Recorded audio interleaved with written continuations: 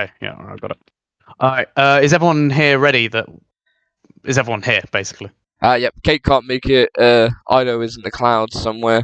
And Cheesy and Sponk are just vibing at the seconds, and they'll probably end up watching the VOD. So, yeah. Supports are not here.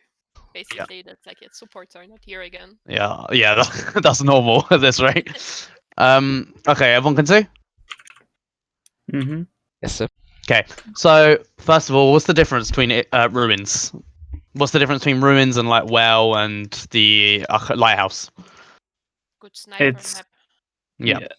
Good sniper map, really good sniper line of sight. You're gonna see snipers, okay?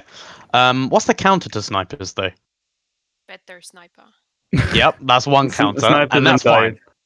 Yep, pretty much, right? And that's exactly what you guys have, okay?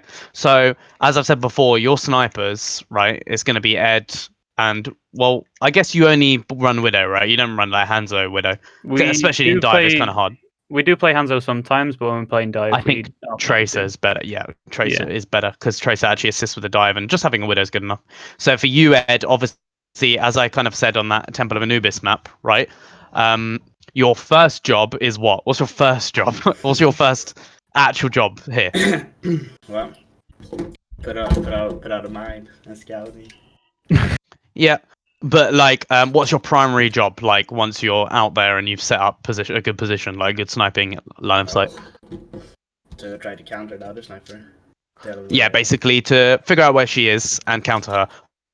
But that first section, the figure out where she is, that's not your job per se, right? That's other people's job as well, right? Other people need to help you with that. So, guys, one of the most important things you need to do, especially the divers and stuff, is as soon as you see the Widow, you are giving Ed a really accurate call as to where she is, exactly where she is. Maybe like opposing ruin at the top or top left, you know, or top right. You see, just a good call of where the enemy Widow is, because that's really important for Ed.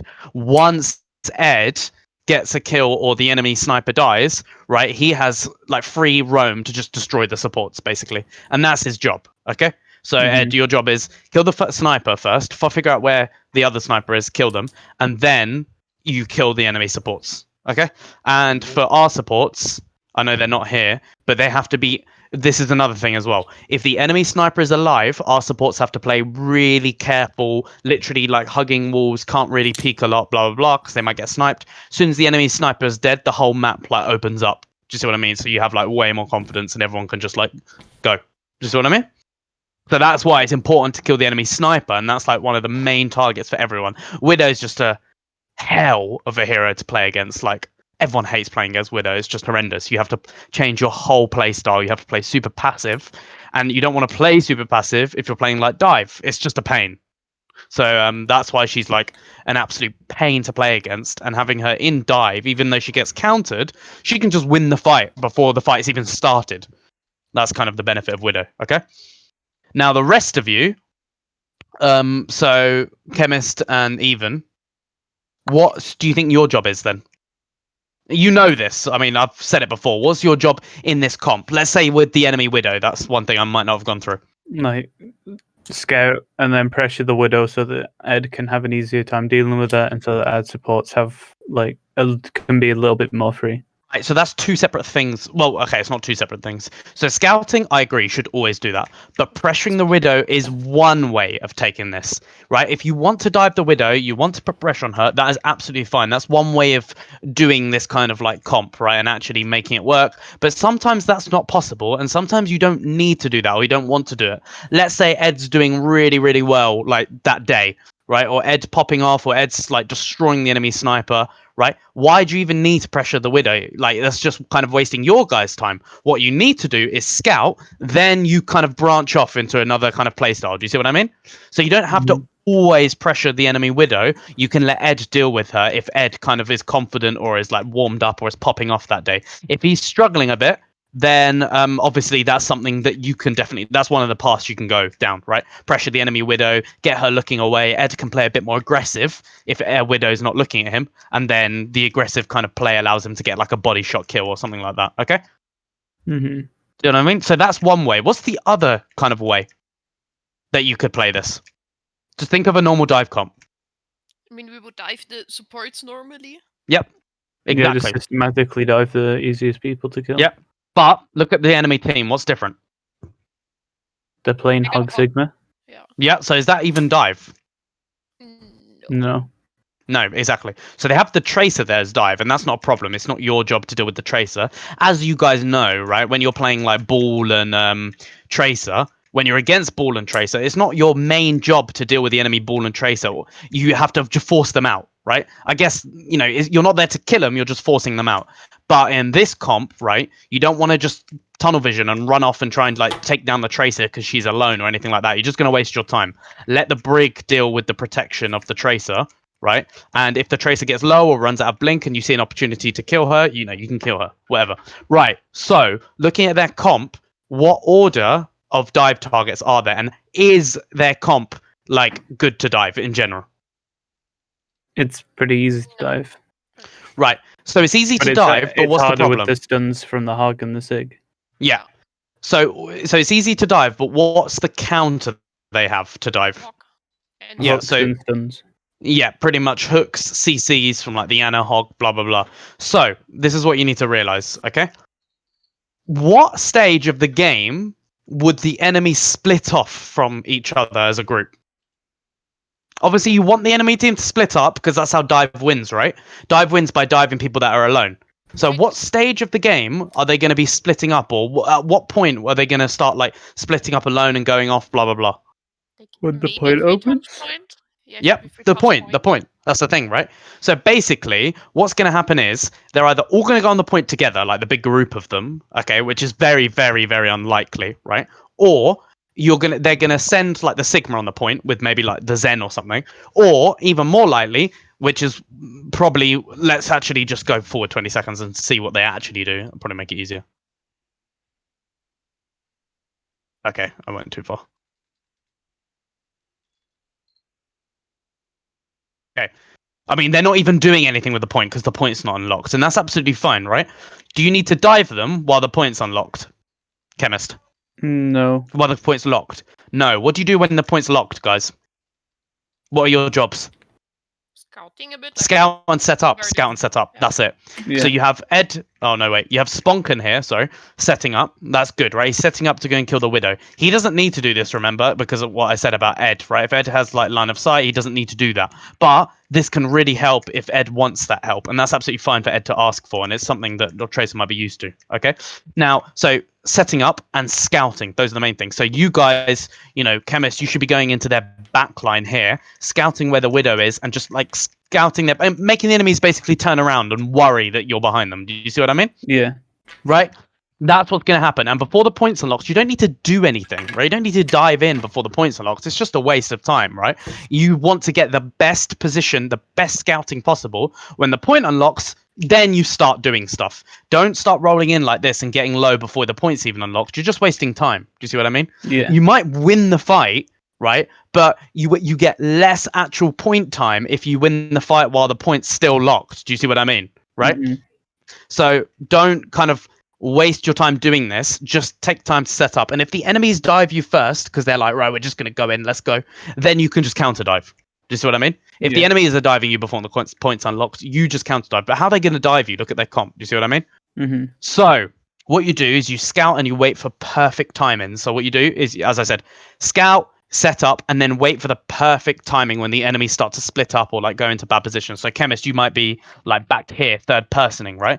Then you see the hog starts running to the point solo and the team's there and the Sigma pushes up. Then you're like, okay, this is the perfect time. Then you're like, let's go. And then you dive the backline supports, or you do a little like hop backwards, like what's it called? Toronto kick or something, and then like slam them or something to dodge. Mhm. See what I mean? So you've got like different plans, different ideas of how you can engage. The point is, there is no reason for you to dive in while the point's locked. That's the first thing. Second thing is, let's see what happens when the point. Let's see. Hopefully, you don't die before the point unlocks. Let's see what happens when it does unlock. Nice boop, actually. Like that's a big mistake Yeah, from the that's Sigma. why I went for it, because I saw him in position to go for Yeah, it. that's a big mistake from the Sigma. But yeah, fair enough. Honestly, you didn't die. It worked out, and that's not a problem. You didn't have to do it, but it worked out. So that's absolutely fine. And Ed's now popping off on the enemy widow. Sponkin as now knows that he doesn't really need to be there. Didn't even need to set up, but he was there just in case of a body shot. And stuff like that. So that's absolutely fine. Now you guys can just dive this like normal.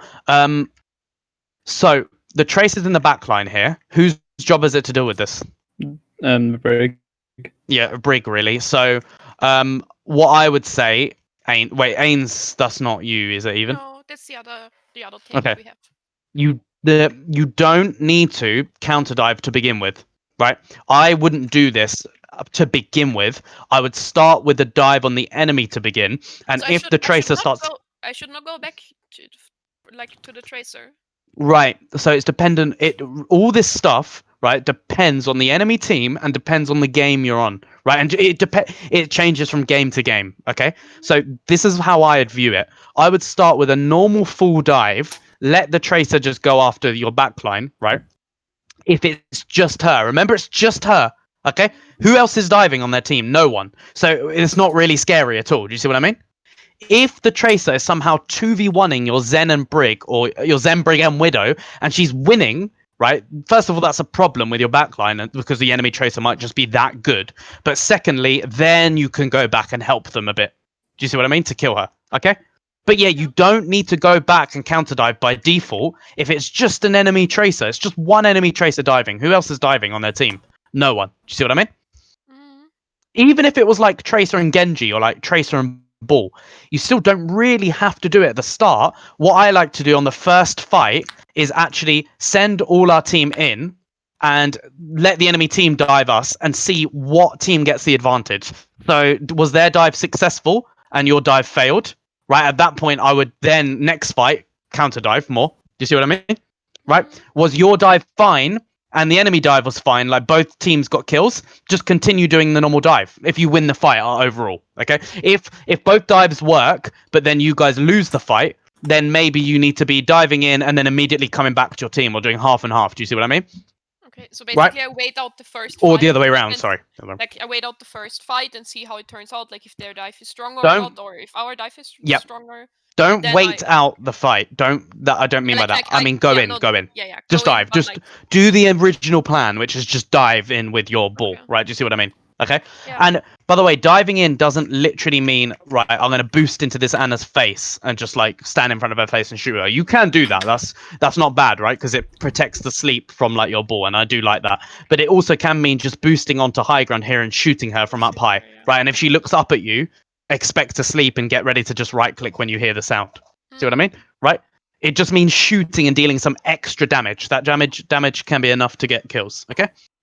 Yeah, just Alright. helping out the ball and our tracer because they're Yep. like, Either with more- body blocks, with splitting the enemy's attention, It's made with for- anything like that. It's just some help. Okay? Yeah. Okay. So anyway, so that's my opinion, right? My opinion is I think you guys should do the full dive first, and if something goes wrong, like you don't kill anyone and the enemies kill your team, then actually figure out what went wrong. So ask, okay, do we need help with the tracer? Right? And if Brig literally then just says like, oh no, sorry, that was my fault. Oh my god, okay, there's a cat and a dog on the take it upstairs. Okay. If your Brig then says that was my bad, I completely missed the stun and like stunned off the map, or don't worry, it was my bad, then just continue, then dive in again, right? Because you know the Brig will do it fine next time. Do you see what I mean? Nothing is ever static, and you're never doing the same thing over and over and over again. It all depends how your team wants you to react, right? For you, like even, right? So if your team is like, oh, we need some help, or like, oh, this trace is like destroying us, right? Then you go and help your team and just stick with them more, right? You can either pretend to go in and then come back, or something like that, right? And if your team's like, no, don't worry, we got this, or like, you can literally ask, like, oh, do you guys need more peel? And if they're like, no, don't worry, it was our fault, then you go in. Do you see what I mean? So it's literally changes in every game, and that's sort of like as you get kind of high level, that's the sort of stuff you need to learn and kind of know yourself. Nothing's ever like static. It always adapts. You know different options that are available, and that's that's the skill. Knowing the different things you can do, but then doing which one kind of depends on the game. Do you see what I mean? Right, and you know the things you can do. You can either dive in, you can either peel back, or you can do both. Like peel back first and then dive in, or and be in the middle, ready for all of them. Okay, So anyway, yeah, Ains is peeling already. Having 4 people go after against 1 tracer is just a waste of time, right? Your dive here is literally just 2 of you, okay? And 2 people diving is not bad, okay? But they have 3. If these 3 were all together and actually counter diving, you're going to lose this dive. Let's see how it goes. Okay, I mean, Chemist, you're just destroying them at this point. It's not even fair. I think, let's just say this fight doesn't count, because Chemist and Ed just carried pretty much, right? 3 kills. Okay. And I'm pretty sure they were giving up already the moment you got that first boop on Sigma. Don't ask why the enemies are getting booped that easily. It's because they're pressing A when they're facing this way while they're getting booped. So it's just double pushing them off. It's just like, yeah, their mistake really. But that's fine. Good play anyway. I'd say good boops. Right. In the downtime, let's go through everyone. Chemist, what should you be doing? I'm scouting and setting up. Perfect, right? I like your position. It's good. You got high ground scout. Obviously, high ground scout is better. You can see more and you can see over cover. All right, and you're setting up in the kind of like backline position. When they come through, you'll be behind them, and that's good, right? Ed, what should you be doing? Set up a new angle. Yep, set up a new angle. You know, change your angles, blah blah blah. And again, you can scout as well. Your widow. What about you, Even? Also set up to get ready to dive in or to peel whatever is needed. Let's say you were this diva, where would you set up and scout? Set up and scout is basically what I'm trying to get into all of your heads, right? That's important for everyone, right? But again, I know like you guys know this, but it's something that's like so important. And once it's like cemented into your brains, you will end up doing it automatically. And that's just how everything works with like learning. But anyway, what position would you take here, for example? Would you go with chemist and set up and scout there? Or would you go like somewhere that he isn't? Or would you stay with your team? What do you think? I think I would like stay like in between both of them a bit. Yep. Yep, you can absolutely do that. And that's what I was saying earlier, right? Being in the middle always allows you to do either options. But I'm going to tell you now, don't worry if you're kind of like, you know, if you're thinking like, I don't know whether this is right or whether I should be here. No answer is wrong. You can be anywhere and it's good, right? Do you see what I mean? As long as you're alive and you're literally not in their spawn, it's fine, right? Yeah. As long as you're between ball and your supports, either between them or on them, like that's fine. Anywhere there, it works. You're diva, you can just get there quickly. And let's see how this next fight goes. So Ains goes up with chemist. This is absolutely fine, right? He goes there to scout and I don't know why he drops back down. Maybe he wants to go back to his team. Absolutely fine. He's scouting around. This is fine. You can do whatever you want. Sponkin here gets scouted. Now, I think the reason for this was because he was moving too much. But again, Sponkin's not here. Oh, I mean, will he watch this replay? Will he Yeah, watch? I'd Yeah, imagine he so. does. Huh? He's watched the other ones. Yep. So for Sponkum, what I would say here is where should tracers always start? High ground, right? Find a scouting position that's on high ground that you can kind of like hide with, but also scout at the same time. So chemist, you had this one. This is good. Tracer can go up here, even better, right? And just where the widow would be, because if the widow grapples up, the tracer can one clip her, and if she doesn't, the tracer can see all directions around, ready to dive. Okay. But if the tracer wants to just 1v1 the enemy tracer, it's fine, but what does the enemy tracer have that your tracer won't have in this position, right? The harmony orb, okay? Enemy tracers are always going to have an harmony orb if they've respawned. Whatever tracers respawned with their team is going to have that orb for longer because they're just closer to their team. You see what I mean? But I mean, this is just going to get like taken off anyway because they went the different location. I mean, they went a completely different way. But yeah, that's for Sponken. For the supports, set up a position. Ang should always pretty much go where he wants to go. That's pretty much he goes wherever he wants to, and Cheesy just follows him like glue, right? So Cheesy's position is always with Ang, right? And Ang pretty much go where you want to go. Again, high ground is beneficial, and further behind the whole team is also beneficial. Just be careful being close to kind of like choke and corners like here, because Hog's one job is going to be to flank and hook your supports, and at that point it's up to Cheesy to block the hook and for Ang to rotate and choose like a different high ground position that's more open, that gives him more time to see the Hog coming after him or flanking and react and run away or whatever, or shoot him. See what I mean? That makes sense for everyone as well. Yes. Cool. Let's watch this next fight. Okay, wait, hold on. All right, Chemist, what's going on here? Oh, I don't know. What was I doing? Probably forcing the tracer further away, but I used abilities when I shouldn't have. Yeah, that's absolutely fine. It doesn't matter. Like you're alive, you're in full health, you've got all your abilities. It's absolutely fine. Okay, what do you think I'm gonna say here? Okay, we don't. We don't know that. I didn't. Yeah. But what do you think I'm gonna say anyway? It's not my job to deal with that. You don't have to deal with that. You just saw that Ed was dealing with the Widow fine by himself, right? Widow's got half HP, so obviously he's still dealing with her absolutely fine. You don't have to do this, right? What should you be doing instead? Helping with the team because Yep. I can power drive that and stuff. Yep, you can boot these guys off of this bridge onto down here and pile drive and stuff like that. Because now the Hog's doing his job, and the Hog's going to flank, and he's going to hook, and he's going to kill these two. And you don't want that to happen. So yeah, this is not your job. Don't always think, right, Widow's my job, Widow's my job, Widow's my job. It's all dependent on, is Ed doing well or is Ed struggling? That's pretty much it, okay? And you know from the first fight, Ed's doing well, so you don't need to do this. You want to help with your team so they win this, the mid-fight engagement, and actually just keep the point, basically, and don't get flanked. That's the main thing. Yeah? Also, if the Hog does flank your backline, what can you do? Counter dive. Well, yeah, counter dive. Push him away from. Push him away and slam him. A slam and a push with a Discord. Hog is dead, right? If he gets slammed, he's dead if he has Discord. Okay? So those are stuff you can always do. And Sigma, as you know, is really easy to dive as well because you can just completely boot him off of his shield and roll through him. Shield doesn't protect him. Okay? And then also, look how far up their supports are. Right, this is a free kill on either of those supports. So you can go on any of these characters pretty much, and it's whoever you think's in more danger or whoever you can kill quickest, basically. Yeah. The only people you don't want to dive are Ace, the Tracer. Don't dive a Tracer, and also Widow if there's no need to, because Ed's completely uncontested and just destroying her. This should be a kill for Ed here. Should we watch you, Ed, and see if you kill?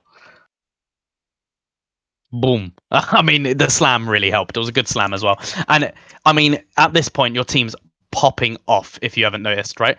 Tracer got the literally a solo kill on Zen before the Ana even turned around, right? Zen actually on your team just turned around and one clip to Tracer, right? And then obviously Ed killed the enemy Widow with the help of your team. I mean, you're just destroying them at this point, okay? So if you're destroying them, how do you stop you guys from losing or throwing? Don't go over aggressive and just stabilize. Yep. Play defensive. This is the one time, right, where good teams play defensive. At the start, good teams always play aggressive. As I said, you just go super aggro, and the enemies just fall apart and just explode. Right? What's the problem with playing aggressive? I've mentioned this before when we did that Route 66 VOD. What's the problem with playing aggressive? It's very risky. You can get prone to mistakes. You're more likely to make mistakes. That's it. So when you've already won the fight, why risk stuff to make mistakes when you don't need to because you've already won the fight? So just play super defensive, super grouped up, and just slowly kill them one at a time. Okay? That makes sense. So that's kind of how you want to play when the fight's already won, like this. So then people don't get picked off because at this point, Cheesy can die. Let's see.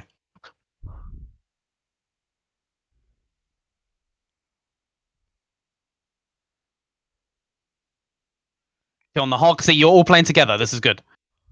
Right now here, you can dive them. Yeah, this is perfect, right? One at a time, killing them. You're all coming back together to peel. I mean, they just get destroyed. So you're doing this really well. Good slams there, and they're all dead. That's 2 fights, 1. What's changed now with their team? Right, okay, actually, before I say that, is there any way to, Okay. Right. What has... So what do you do once you've won a fight? Everyone. I want everyone to say something you do. Or not me. Do ult track. Sorry? Yep. Just one thing that a team does, right? So ult track, yep. Ed? Planning. Setting up. Yep, so planning for the next fight. Okay, well, he said 2 things, but that's fine. So planning and setup. What about you, Chemist? Scouting. Press Yep, so what do you mean by scouting? Look at what the enemy team has, any switches, where they're going. Press tab. Yep, exactly. Press tab is the easiest one, yeah. So pressing tab, right, is whose job? Everyone. Whose job is pressing tab? Yep, everyone's, okay? Who does it more, though? Your ult tracker, okay? Your ult tracker presses tab because the ult tracker needs to know if any switches are made so that they know that there's no longer that ult in play, right? And the ult gets reset. Okay, so the ult tracker like spams tab a lot of the time. So I would say for here, if Cheesy was in this VOD review, I'd say to him, basically, Cheesy, you're going to be pressing tab pretty much at the end of every fight, and you're going to be spending like a lot of time just looking at the menu, like AFK. Like that's literally obviously not AFK because you need to still follow the Zen, but there's nothing much else you do other than glue yourself to the Zen. Right, so you're just pressing tab and you're just looking at the menu, looking at a wall, right? And what you do there is you try and figure out the ults, even if it takes you like 10 seconds or something long. It should only take like 5 seconds, but you figure out their ults and you see changes that are made and you announce those changes to your team, right? So what change was made? Did anyone notice? They got switched to Soldier. soldier. Yeah. Anything else? I didn't notice other than that. Okay, that's it, right? Well, actually, no, that isn't it. They One got a thing else brig as happened. well. I got it. Exactly. Right. So what's changed about their team now? You guys need to know this. Has their team become more rush, more dive, more spam? What do you think? I want to say more spam, but it's not. I don't think. I think it's more rush. You could high even rate. literally say, right, is it more offensive or more defensive? That's another thing you can just say. Offensive. Right, is it more offensive or more defensive? More offensive. Do you know what they swapped, by the way? Do you remember? You need to remember that as well. Off of a widow and off of a Zen. Yeah. So is Soldier more or less defensive than Widow? Less. So I would say, in terms of actual defensive, he's more defensive because he has a healing station if he plays with his team. If he goes off and just flanks, right, that's like the chaos style, okay? So that'll be different. Again, you don't know what his play style is. You just have to think what he could do or if it's more or less defensive. If the pick was basically chosen because, like, did he pick Soldier because he was getting destroyed on Widow and he just wants to play another character, or did he pick Soldier for a specific reason to like keep more heal with his team? Do you see what I mean? You don't know exactly what he's going to do, but you can kind of guess like think- how he's going to play. He probably picked soldier because he kept getting dived and killed by the other widow. Yeah, the problem with saying that is it's not really helpful in terms of knowing what his play style is going to be. Like, is he going to play with his team? Is he going to flank? Right, you don't know that, right? And you want to kind of. I know you're not supposed to guess what he's going to do. You have to scout, right? It's important because if you just guess, you end up getting lazy and you stop scout. If you start guessing everything what they're going to do because you're like, oh, I know they're going to do that, you stop scouting, you start getting lazy, and then you miss out on actual like important information from scouting. Do you see what I mean? Mhm. So always scout and see kind of like, is he playing with his team? Is he not? Right? But at the end of the day, is Soldier a more defensive team-based character or less than Widow? It's more Way more. team-based defensive. Way yeah. more. Yeah, way more. Because he actually plays with his team, he actually heals them. Widow just does whatever she wants. What about Brig then? Is she a more defensive team-based character or Zen? Or is Zen more? More defensive. Exactly. So what have you kind of understood from this team now? Those two swaps make them way harder to... Dive. Yeah, make them way harder to dive, right? They're like two sort of more of counter dive characters. So if they're harder to dive, what's your plan now? Play more defensive and Waste their spam. time. You mean like waste their time and just kind of kite them around and don't actually dive them, just kind of get them to like chase after you, just stall. Yep. And what does this do? What does this allow? Who on your team gets a massive, massive benefit from these two switches that allows them to literally just do whatever and never die? Ed. Yeah, Ed. Ed now has no counters. Ed, who's your counter here? Who are you scared of here? Pretty much no one except the Tracer. But if you're on high ground, how can Tracer get you? Yeah, true. But Yeah, exactly. So no one, right? So at this point, Ed, you literally just like go in Zen mode and just be like, right, Kovacs time, right? And you can just like eat with one hand and the other hand you're just right clicking, like you're not mouse isn't hands not even on the keyboard, right? And you're just Kovacsing, like killing everyone. Just think of it as like training bot, like no pressure at all, training bot, just like body shot, headshot. Now this doesn't mean you guys should be like super like AFK, right? Don't do that, okay? You need to be able to basically stall for Ed, okay? Now everyone needs to be on the same page here because if you're like, if Sponken just dives in and then dies because no one dived in with him, right? You're not on the same page, right? If your supports start playing aggressive or start pushing up, right? That's bad, right? Because they want to play super defensive. If you're playing if you guys are playing defensive, they play super defensive. Okay. What's the enemy's win condition? Just in general. What's their win condition? They got a lot of sustain, like their fight's gonna last pretty long because they have a lot of like self heal and in overall heal and stuff. So obviously pick-offs. I mean, we kind of spam set, we kind of know this because pick-offs kind of work, right? But what does their comp kind of look like? They have 3 what characters? Chaos characters. Okay? What does that mean? So it's Soldier, Hog, and Tracer, by the way, are incredible Chaos characters. What does Chaos do? In the tunnel. like flank around, Flank and 1v1. cause, cause issues and pick off people in 1v1s. Exactly. So that's the kind of scary bit for you guys. But the benefit of you guys there is, right, the point isn't going to be something that's like hard to defend, right? Chemist, you could literally go on the point and just stall forever, right? If it's just a Sigma on the point, right, with an Ana, right? And you can roll around, boop him, whatever. Or if he starts pushing up, you can boop him off the map or anything like that, right? Okay, you're just stalling. You don't have to do a proper dive. If you guys want to do a proper dive because the enemies start splitting up, great. And so, as I've just said, they have 3 chaos characters, right? And as I said, with the soldier, Hog, Tracer, but they can't do both. They can't all stick together. Like the soldier can't stick with his Sigma, Ana, blah blah blah, and he can't flank simultaneously, right? So you need to kind of see how are they playing. Are they all flanking around, looking to flank your supports and kill them? And if they're doing that, then the rest of their team is split. Like the Ana's by herself, right? Or the Sigma's completely by himself, or it's just 3 of them together, right? So are they doing that? Or are they all playing as a massive group team, like with the soldier there as well? Okay. So, Chemist, tell me, what would you do depending on how they're playing? So, what would you do if the soldier, the Hog, the Tracer just start to flank your team? I would kite the others, like the Sigma and the Ana, and keep the point contested while the team deals with the individual fights and not Wait though. You don't need to kite them if your team's getting flanked and they're not on the point. The point contesting, I'll agree with you. That's the only thing you need to do. If the like Sigma starts to go on the point with the Ana or whatever, right? You go on the point to contest. That's absolutely fine. If they're not on the point contesting though, and your team's getting flanked by like Soldier, Hog, whatever, what should you do? Go and help out people that need help in just 1v1s. counter dive, right? Yep. Now let's say instead they made these picks because they all want to play together as a team. They play together as a team of 5. Well, not 5. It'd be more like 4, and the Hog would kind of be off to the one side. What would you do then? What would you do? Then I'd be kiting them. Yeah, kite them as a group, right? Make them miss their abilities on you, like literally just like go between like a wall, like backwards and forwards, like some like Ronaldo move like this, right?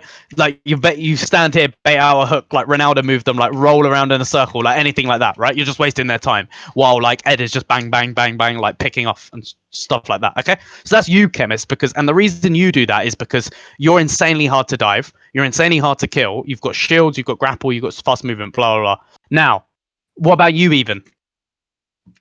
So remember, the enemies have now gone this more defensive and flanky play style. So they have 2 options. They can either defend and stay as a group of 4, as I've just mentioned, or they can flank and like Hog flank, Soldier flank, Tracer flank. Because actually, by the way, quick for answer, this is important, guys. Remember this. Every single character in the game has 2 different playstyles. So when you see a character swap, like the Widow swap to the Soldier, this doesn't mean they're just going to play defensive, right? Because Soldier has 2 playstyles. He can either flank or he can go defensive. This is why they have 2 options, and you have to know what they're doing and kind of react to this. For example, here's another example. Widow. What are her playstyles? What are the Widow playstyles? Well, Ed, maybe you might be able to answer this. But yeah, sorry, Chemist, you can answer as well. Like very long, tight angles, and is one of them. Like defensive angles. And the so other far is away, playing really far away and just causing like a turret, basically. Yeah. And the other one is really aggressive. Oh, like pressure, like massive pressure. That's like moving like turret. Yeah, exactly. Like kind of into your backline angles. Yep. Every character has 2 play styles that you guys need to know how to deal with, right? And a lot of the time it's easy to know how to deal with. And especially it's only 2 things, right? That's very simple to remember and you can kind of adapt on the go. But this is why, as I was saying here, there's 2 things the enemy team can do now. They can play chaosy or they can play spammy. Because there's always 2 those two styles. So with the widows you just said, right? The two play styles, they always kind of link to a comp, right? So the very defensive far back turret widow would be spam. The aggressive widow would be like dive, kind of. Do you see what I mean? I know you don't have to play with dive. It's just kind of like how I link them to a comp, right? So what would you do then, even in this scenario? I'm not sure. It's like, I mean, I would like Say that I for a would, start. I would watch out like where, who is going where, because like if there's only Tracer trying to flank or something, I do not really have to go for her. Yep. But if the Hawk is going for a flank on my supporters, I should help them out with the Hawk, because then we can easily get him down. Maybe I would go for the Soldier. I can contest the Soldier pretty good if he's going for a flank. I would like watch out for flankers, I guess, and Yeah. watch what So, they're well, doing. this is the benefit of you, right? Because you're a diva and because you can basically do anything. You're the off tank, Yeah. right? You can do either one. And it's good that you kind of say that. It depends on your like position and what's happening, right? So you can either counter dive if the enemies are doing flank, or you can dive in yourself, right? Or not dive in, sorry, stall them like Chemist is doing. You can do either, right? Or just get them Absolutely. to chase me. Yep. But what are you best at? Are you best at getting people to chase you, or are you best at literally like counter diving and protecting your backline? I'm good at counter diving. I can Yeah, get in there. generally, and you know that. So generally, you're better at counter diving. So that's like your first priority. Let's say if the hog starts flanking, you're like, okay, I see the hog flanking. I'm gonna go and I'm gonna wait for him to come around the corner, and then I'm gonna be ready with Matrix. You don't want to push. If he starts to flank, by the way, you don't have to boost on him immediately and stop the flank from even happening. Because what's the problem if you do that? So, for example, let's say here, okay, watch the screen. Right. If the hog starts going this way and you see him about here, right? Your teammates are here. The hog starts and you're like there, for example, and you see him going this way. What's the benefit of actually letting him go all the way around this corner? I can wait for him to use his hook, so his hook cooldown would be off, and just Matrix his hook. Not even that. Not yeah, but that's not the reason, right? You don't. He's gonna get the hook back again. And That's not the will reason. also heal, like his supports cannot help him because he will be The- in the room. So so basically you're putting him out of anyone? Position. Yeah. He is literally forcing himself out of position. So this is a kill, right? If you go on him when he's before he's there, and if you go on him here, right, he's just going to run away and he's not going to be killed. Do you see what I mean? So it's actually beneficial if you have trust in your team and you know it's going to work and you see it happening. It's beneficial to actually allow people to continue a flank, because what you can do is you can walk here and pretty much be ready for him to come around the corner and hook. And as soon as he hits a hook on one of your team, you peek out, you matrix, your team will obviously survive with the matrix, and then you go and stand in front of your team, you body block him, and he's now dead. Do you see what I mean? Because he's completely out of position. So you don't have to completely like panic and be like, oh shit, I need to go on him and stop him from doing anything. You can actually sometimes force the enemies to like put themselves out of position because they think no one spotted them. Do you see what I mean? Okay. Yeah. Mm-hmm. That kind of makes sense. Also, before you said, when I asked like, oh, what do you think you should do in this scenario? Don't ever think like, oh, I don't know, right? That shouldn't kind of be a word in your head, right? If you don't know, you should be just committing to something. Just do whatever the first thing that comes in your mind, right? If it's wrong, you can be like, okay, I understand why that's wrong, but don't panic, if that makes sense. If you hesitate, that's when it's game over. That's when you make mistakes. That's when you basically don't become a confident player. And that causes the most issues out of anything, right? It stops you from basically improving. Okay? So don't hesitate and just go with either your gut or just commit to something, even if it sounds stupid as anything. Just go in, whatever. And that's another thing. If someone on your team, guys, makes like a mistake that you think's really stupid, right?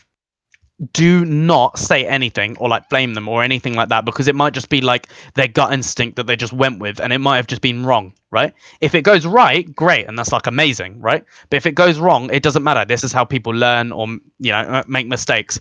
The moment you're in a team environment where everyone's kind of judging each other and everyone thinks like, oh, this person's trash, they keep on making these mistakes, oh, I know this person's trash, I hope he gets kicked, blah blah blah, that's like game over. The team won't get anywhere like that. Okay. It doesn't matter if all of you are on different levels. Of course, you're going to be on different levels. That's how it works. But people improve so you can all get good synergy together. You don't have to be all the same SR and same like mechanical skill level. That's not the point of scrims. The point of scrims is to literally be on the same team level, and that's something you all will be at the same level for, because that's just how it works mentally, right? Yes, I don't know if that is that an issue you guys ever like face, or I don't know. I haven't really. I And if- haven't thought it's about not it. really that apparent. if okay, yeah, that's absolutely fine. I mean, but genuinely, if someone does have like an issue with that, because obviously that's just for you, chemists, that's great. But if someone else has an issue because maybe it's something someone does, you have to just speak up about it and be like, remember, we're on a team, right? It doesn't matter who's mechanically better. It's just not how it works, right? Mechanically better doesn't mean shit. It only means something in ranked. In scrims, it's literal teamwork, and you can have bad mechanical teams that have good teamwork and beat good mechanical teams just because of the teamwork. Legit. Isn't that how the old Envy used to like get through Yeah. everything? pretty Yeah, much? and it makes a massive difference, right? And I'll tell you now, like teamwork together is all at the same level, pretty much, with your whole team because you're all working together. I know, let's say the Zen and the Brig might have better teamwork between the Zen. It might be better teamwork between the Zen and the Brig than the Zen and the Diva, but that's because there needs to be better teamwork there, so it doesn't matter as much. Yeah. But yeah, do remember that. If there's ever like something that you get shouted at, or someone's like, "Why did you do that?" or something like that, that is awful. Whoever said that needs to be like punished and kicked, basically, right? If someone like flames you for making a mistake, for trying a play or something like that, the whole point of scrims is to try plays. I know, like, this isn't something I know you guys do. I'm just saying it because it's what happened in one of my teams. Okay. Mhm. Cool. Right, let's keep on going. Anyway, you know that, and yeah, I mean, you guys know what's going on, and you guys are doing well on ruins here. And by the way, I know I haven't really gone through ruins that much, but that's because you guys are playing a good comp for ruins. What's another good comp on ruins that you could play? Dive with Widow is great so far. It's good. It's a good comp. So you guys have got this right. Another comp you guys can play is Rush. Okay. Okay. You go Rush and you go right side here and you meet into them. You can also spam it as well, but there's so many walls and stuff, so it's not that good for spam. But yeah, Rush, you just rush into them right side here and you have a health kit to kind of fight over against the enemy team. If the enemies are playing Dive, you rush and you go left side, or you rush and you just go on the point. This cubby hole is great against Dive if you guys are playing Rush. Okay? Does that kind of make sense? So if you're playing Rush and the enemies Rush, you meet here. If you're playing Rush and the enemies Dive, you do kind of this side here, right? And if you're playing Rush and the enemies Spam, you want to go up against kind of this wall here, so the Spam can't like shoot you properly. And when they go here or up here to kind of like get line of sight of you, you run into them. You see what I mean? Mhm. Okay. Does that kind of make sense how you play Rush here? Yes, sir. Actually, let's say you're playing Dive. If the enemies are playing Rush and you're playing Dive, how would you play it, Chemist? You know how to do it normally, I'm guessing. So how would you do it on this map, though, with a Widow? Well, your team? against Rush when we're playing Dive. Yeah, so your team is what you've got right there, the Dive with the Widow, and the enemy's a Rush. How do you play that? I would try and get occasionally. I'd call when I'm going to power drive, and I'd power drive the squishes so that we can maybe get a shot over shields. Or I'd No, kite when? When? Yeah, when the enemy team are doing what? Is it the enemy team still in spawn? when Are they're they on the rotating. point? Or they're yeah, good. That's the important thing I need you to remember. Yeah. I'm sure you knew that anyway, but yeah. So you can power drive them when they're in the middle of a rotation, because that's when they're going to be that most split. Yep. When they're trying to rotate, I'd push them the opposite direction of the rotation to make it more time to spam them. Yeah. Well, are you playing a spam comp? No, but shoot them. Waste of time. You have more time. Right. But who's going to be shooting them? Ed. Yeah, but that's not spam, right? Mhm. You don't. Yes, you want to give more time for Ed, so you want to be kiting them. But if you just boop them all back, they're still going to be together, and Ed can't kill anyone, right? Because there's a shield in the way. Do you see what I mean? So Yeah. you have to. It's the same thing where if you're playing with a Widow, you have to be really good at kiting the enemy team and getting them to tunnel vision on you and chase after you to split them from their team. And that doesn't mean just rolling into them to push them back, right? That can be actually rolling behind them to push them forward, so someone goes in front of the shield and not booping the Reinhardt purposely. Do you see what I mean? Or Yeah. it can be basically how you play ball with a Widow against Rush is you have to try and CC everyone but the Rhine. If you CC the Rhine as well, it actually helps their team. So you have to try and boop the enemies and and not boop the Rhine. So you go behind them and boop them forwards and stop the boop when you get to the Rhine. Or if you do a slam, try and slam everyone but the Rhine, right? So Ed has like a good chance. And obviously call all this stuff out so Ed has chance to kind of like line up his shot. But yeah, that's how you kind of play it with a Widow, right? It's a similar thing when you're playing Arista and trying to pull people. You don't want to pull the Ryan as well, because then you're not going to get a shot onto the... Exactly. Yeah, that's it. So that's kind of how you play ball there. What about you, Ed, though? What about you? If you're against Rush, what would you do as Widow?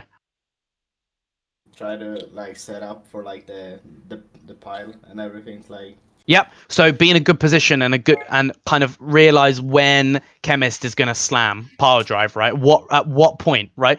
If you're like, let's say you're here, right, and you're expecting a power drive to happen here, and then he power drives over here, right? There's something wrong. Okay, do you see what I mean? You need to know when he's gonna power drive, and Chemist, that can be you being like, okay, they're going right side. I'm gonna power drive when they get to statue, or when they get to like, I don't know what you want to call this, right? When they nearly get to the point or something like that. As long as you say right or left, that's good enough for me. But yeah, so that's kind of important, right? With that. But also, what's one thing you can do, Ed, as well against Rush? You can play super.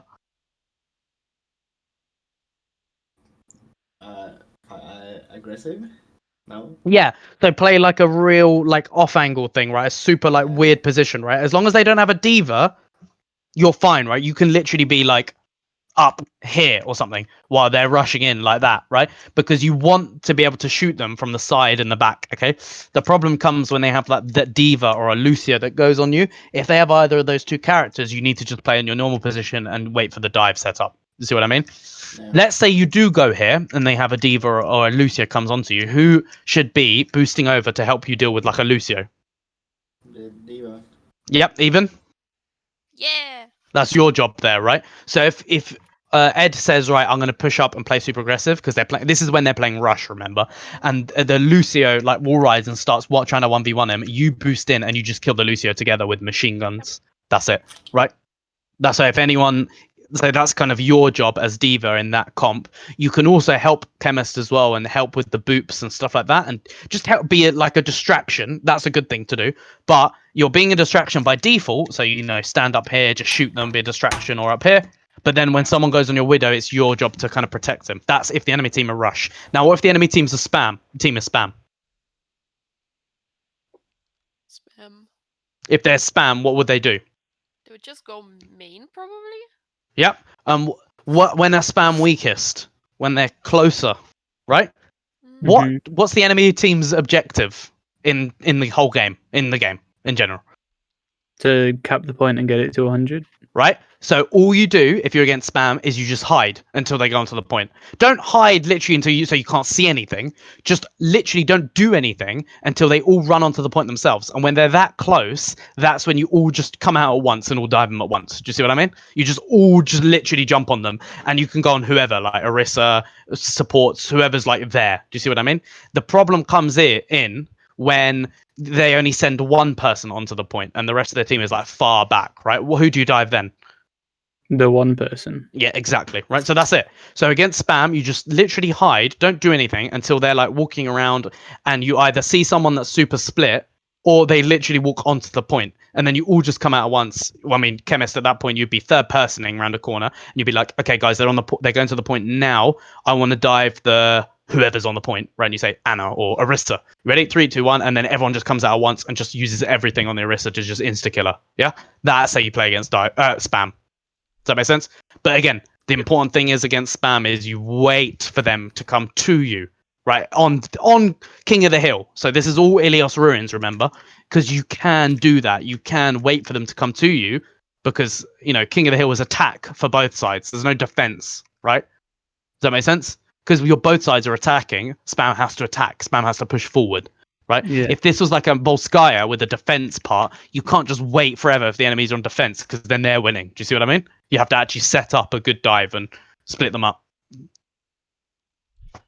Cool. Does that make sense? Yes. That's ruins. Any other question with ruins? If you go a rush comp. Yep. Would you go like McCree or Reaper or what like DPS should you go with that? Good point. So the first thing you always tell yourself is who's meta and not meta, who's good in the current patch, right? Has Reaper just been buffed? Has McCree just been buffed? You have to ask yourself these questions, right? So that's the first thing, and that puts them higher on the priority list. Then you ask yourself, what is the enemy team probably going to play, or what does the enemy team play? If you know what they play, if you're against a team you've played against before and you know what they play because it's a tournament, that helps you as well. So those two things, again, they don't give you the exact decision, they just help you make the decision. And the final thing, not the final thing, the third thing you ask yourself is, what character are you better at? Are you better at McCree? Are you better at Reaper? Right? So that's the third thing you ask. So these three things help you kind of make the decision, but they don't make the decision for you. And the final thing is, if like all of these don't have a good answer or you just don't know, right? The final thing that should kind of help you actually make the decision is, what is your team's plan, right? If you guys are playing Rush, is your plan with Rush to just run into them, right? Play Reaper with May or something like that, and you just want to run into them, right? Yeah. Is your team's plan to kind of like rush them, but you like want some of you to stay back? Do you see what I mean? Like you want to have some kind of backline with the rush, right? You don't rush doesn't mean literally all running into their face as like a massive group all the time. Because let's say you have rush with Anna. Does Anna run in? No. Do you see what I mean? It's like rush isn't literally always all six of you run into their face. That's like full rush, and that's like rush with May, Moira, Reaper. That's like full rush. But sometimes if you play Anna, it's good to have a McCree, because then it's rush with kind of like a bit of a backline that stays back and just provides constant damage. Do you see what I mean? Yeah. Mm-hmm. So those are kind of the four things you have to ask yourself, and those four things help you make that decision, and it kind of goes in that order, right? And so you won't know the answer to some of them. Like you won't know what character's best in this patch. You don't. Sometimes you just don't know that. But if everyone's picking like McCree because he's ridiculous because he's just been buffed, pick McCree, or you're more likely to pick McCree. You see what I mean? Yeah. Yeah. But yeah, so I can't just tell you which one it is because it's all down to those four things. And if I saw a replay, that's what I would be using in my head to tell you. Okay, what to pick. Any other questions with Illios? What Nope. the? Not really. Oh. And do you want to quickly go through Volskaya? There's like Ish. 2 minutes. Yeah, it should be I fine. think. We'll Oh, pick yeah, that next time. That's fine. Yeah, sorry I didn't really get through Volskaya. That was kind of long with that, but I can give you a quick rundown on Volskaya. What's the problem you're having with? Can you? I'm sorry, I didn't want to interrupt. Yeah, no, continue. What comp should we play on Volskaya? Because we always do struggle like a little bit, especially like in defense. Okay. Like Yeah. attack is quite like attack. The problem is we do not how to react on what the enemy is doing, and the defense is the problem. We don't really know what to Right. play and how to set it up. Who the hell is that? Oh no. Okay. Oh, wait, this is really distracting. You can put it to invite only. Yeah. Making friends. Sorry. Okay. First of all, the first question is to ask yourself: what team comps do you always see on this map on attack or defense?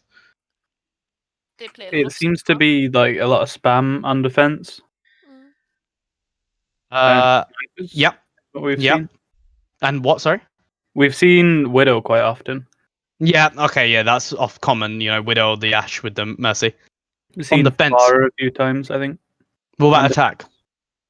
Attack, we've seen Dive and a little bit of Brawl, but not really spam. And we've seen like Ball Sigma and Ball Zarya a lot. Yeah, that's what I'd expect. That's what I'd expect. We also had double bubble, I think. Yeah. Double bubble is in Monkey Zarya. Sorry. Oh, fine, right, yeah. But it's dive at the end of the day, and that, right? I understand that, and that's what I'd expect for these maps. Okay, what do you guys play then on attack and defense normally? Fusion. We tried to play Dive on attack. Mhm. But Ed had the Fusion idea dive. of having- What dive? Sorry. We tried to play Dive on attack, but Ed has the idea that we try to put the soldier with the Mercy pocket on the high, and we dive as well. So it's more of a chaosy Hybrid. dive almost. Oh yeah, yep. So, but what like normal dive do you play at the moment? Just dive like Winston Diva, you mean? Yeah, no, Ball Diva. Okay, Ball Diva. Yep. Okay, I really like Ball in this map, by the way. That's the first one. And on attack, defense. What do you guys normally play? We've played Ball Diva. Mm-hmm. We've also played. We've played once. I think like Sigma Ball. Yeah. So what I'm going to suggest to you guys is on defense, play spam as well. Spam on this map is amazing. Why? Remember we had a lesson where I was talking about this room, right?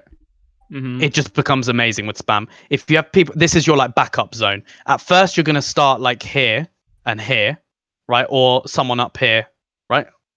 And Mhm. then you guys back up and drop down to either inside this, well, actually not really inside that room, it's inside this room, and whoever's contesting the point can either go inside this room or walk out from here. Okay, spam is really, really good there, and I'm talking like spam like or either Orisa Sigma with like an Ash Mercy or Orisa Sigma with a Widow if Ed wants to play that, whatever's kind of like he's better at.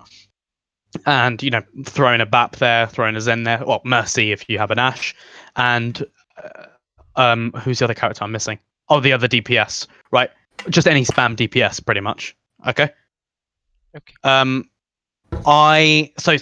Generally spam on defense is very good for this map because of that room and because of how the point is just in the open, right? Normally, when the point's in the open, right, the enemy team just get dived and die, right, and then you cap the point after. The problem is with this room, how do you dive a team that's like bunkered up in this room? It's really hard, and this room has perfect line of sight of the point, so it's like this is why spam is so good on defense. Do you see what I mean? Mm-hmm.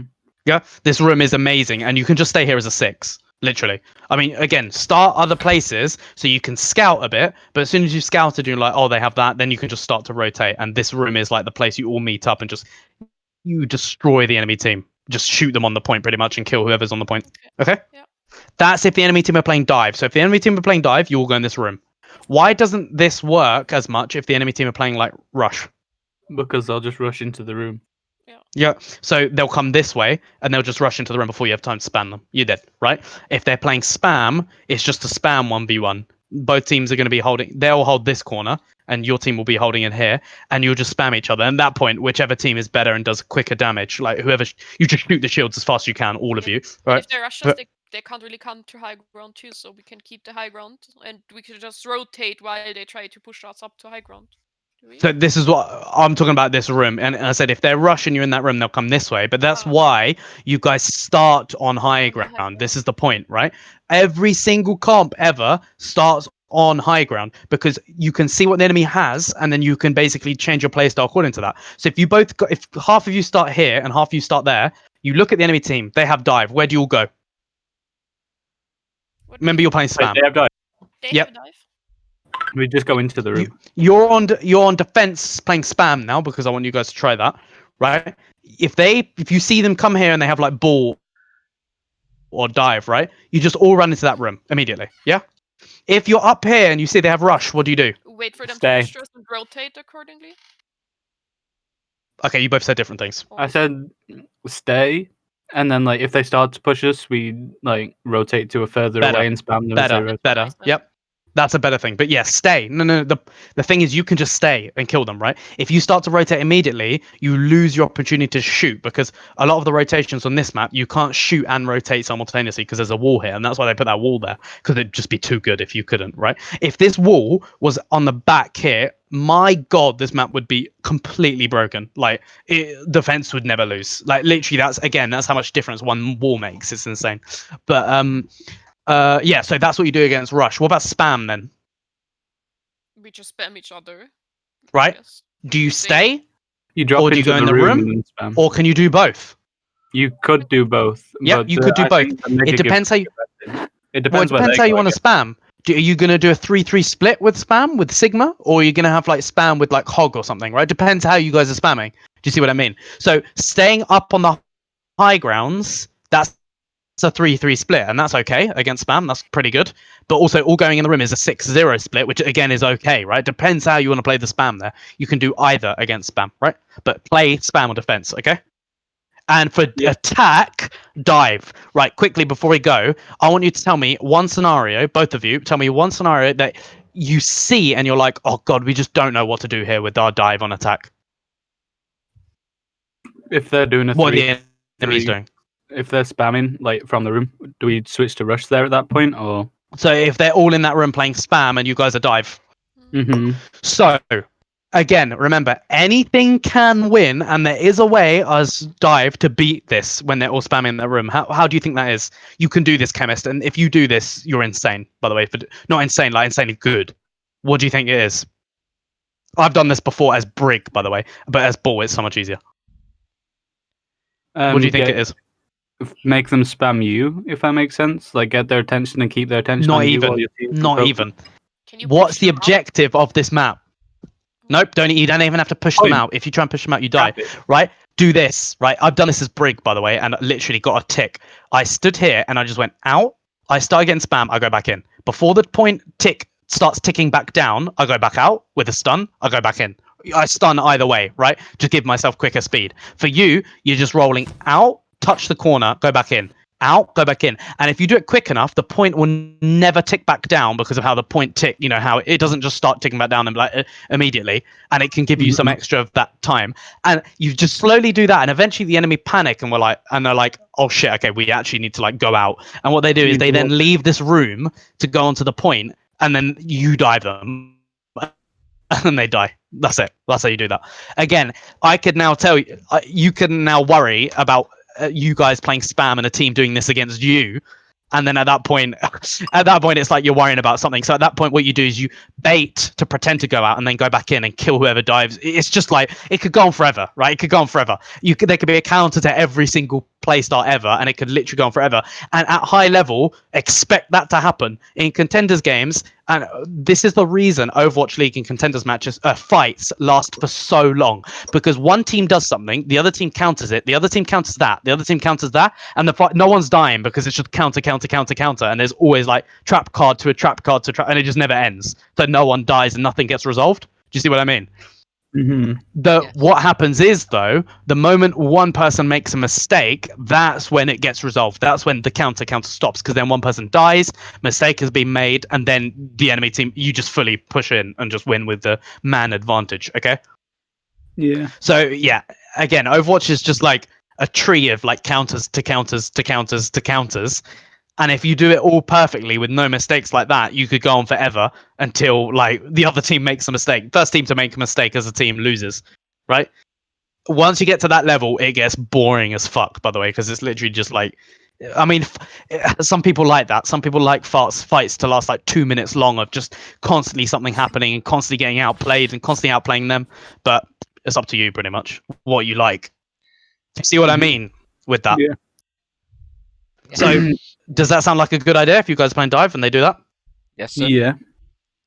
You can try it, right? Again, it's good. You're going to be doing the same thing over and over. You're going to be doing this play where you touch the point and then back off. Then you're going to be doing the play where they push out and then you dive them. And then if they push back in, you have to go back. Or you this is why I did it as Brig, by the way, because when you wouldn't even play Brig in the dive here, but if I play Brig, you actually allow your Brig to do that, because Brig doesn't dive in. So if Brig goes in and out, you can be ready there to dive someone who comes out to contest the point. Do you see what I mean? Yeah. That's why I was doing it as Brig. But the problem with Brig there is Brig dies so much quicker than Bull. So the moment I get pulled here, I was like dead. So I'd have to like stun dodge pulls basically. Yeah. I kind of have to go. Because Oh I yeah, have to sorry. make some food before the room. Yeah, absolutely. Sorry about that. But do you kind of get the idea? Okay. Yeah, we Yes. understand. Okay, good.